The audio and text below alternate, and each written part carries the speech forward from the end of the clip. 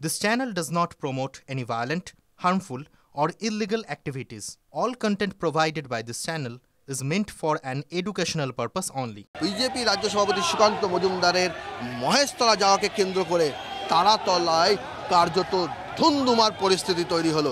মহিলা মোর্চা কর্মী সমর্থকদের সঙ্গে টানাপোড়েন, ব্যারিকেড উপরে ফেলা মহিলা মোর্চা কর্মী সমর্থকদের, বিজেপি কর্মী সমর্থকদের আগ্রাসী মনোভাব, এবং সেই আগ্রাসী মনোভাব নিয়েই মহেশতলার ঘটনা, যে রাজ্য রাজনীতিতে বিজেপি যে সেখান থেকে অক্সিজেন পেতে চাইছে, এই তারাতলার ছবি বিজেপি রাজ্য সভাপতি সুকান্ত মজুমদারের উপস্থিতিতে বিজেপি কর্মী সমর্থকদের যে আগ্রাসী মনোভাবের যে ছবি ধরা পড়লো, তাতে স্পষ্টই সেই বার্তা রয়েছে যে মহেশতলার যে ইস্যু, সেই ইস্যুকে হাতিয়ার করে আগামী বিধানসভা নির্বাচনের আগে বিজেপি তাদের সমর্থনের পরিসর বাড়াতে চাইছে, আরও শক্তপোক্ত করতে চাইছে। ভয়ঙ্কর পরিস্থিতি, যেভাবে গণতান্ত্রিক আন্দোলনকে দমন করা হচ্ছে, এটা বাংলার রাজনীতিতে বন্দ্যোপাধ্যায় এমন জায়গায় পৌঁছে দিয়েছে যেখানে গণতান্ত্রিক আন্দোলন পর্যন্ত করা যাচ্ছে না। আমরা কালীঘাটে গিয়ে মাননীয় মুখ্যমন্ত্রীকে এই তুলসী মঞ্চ উপহার দেব, সেই জায়গায় আবার পুনঃপ্রতিষ্ঠা করা। না, সেটা মমতা বন্দ্যোপাধ্যায় ক্ষমতা থাকলে সেখানকার সাংসদকে নিয়ে প্রশ্ন তুলুন।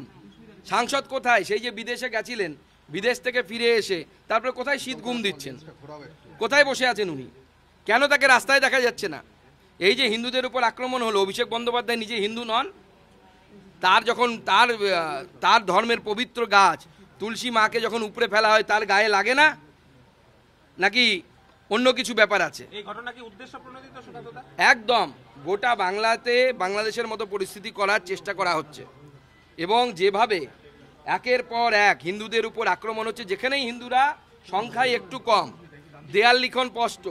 কলকাতার মানুষ ভাবছিল যে মুর্শিদাবাদটা অনেক দূরে, আমাদের কিছু হবে না।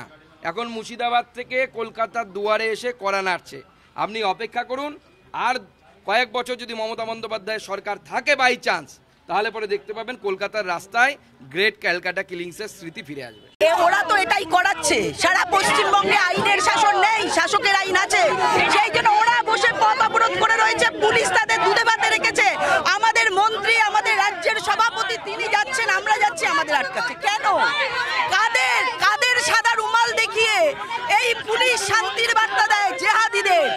যদি দেখা যায় যে যাদের অ্যারেস্ট করেছে তাদের মধ্যে পুলিশ নিজেই তারা বলেছে স্টেটমেন্ট দিয়ে যে তাদের মধ্যে একজন, সে নিজে বলেছে আমি আরএসএস করি, বিজেপি করি।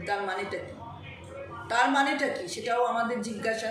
পুলিশ প্রশাসনের কাজ করছে, সুতরাং এদের এই ধরনের কার্যকলাপ মানুষ মেনে নিতে পারে না। লাভ হয়নি তো, 18 থেকে তো 12 নেমে এসেছে। সুতরাং এটা একটা ফ্যান্সি ড্রেস একদিন ট্যাগের রঙের গলায় পড়বে, আরেকদিন উগ্র রঙের গলায় পড়বে, সব চলে না। তাহলে এগুলো অক্সিজেন আদৌ যোগাবে না বিজেপি? কে কিসের বিজেপির অক্সিজেন আছে নাকি? এই তো দম। তারা অ্যারেস্ট হয়েছে 5 জন, তার মধ্যে একজন নবীন চন্দ্র রায় তো বিজেপি আরএসএস এর ঘোষিত কর্মী। একে তো অতীতও দেখা গেছে ওদের ওখানে গিয়ে গন্ডগোল করছে, পুলিশকে তাড়া করছে, এগুলো তো ওই এলাকায় বাটা মোড় ইত্যাদি ইত্যাদি সব দেখা গিয়েছে।